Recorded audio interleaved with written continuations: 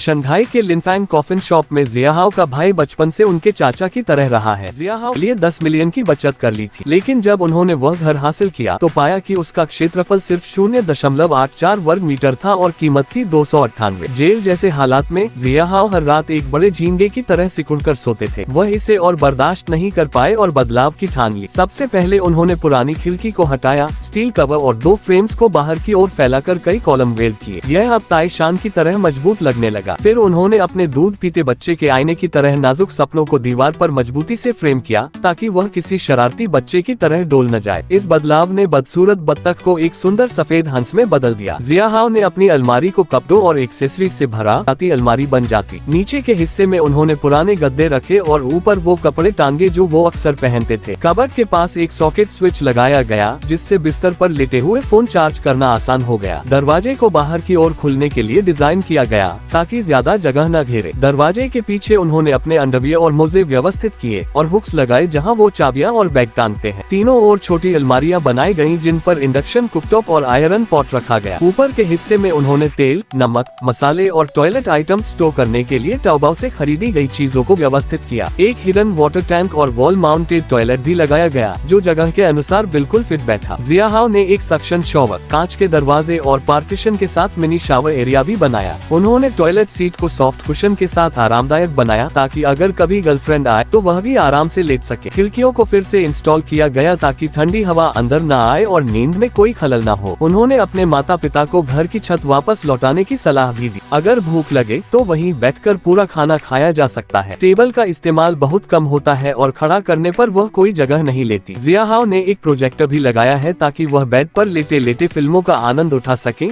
जैसे किसी निजी सिनेमा में हो।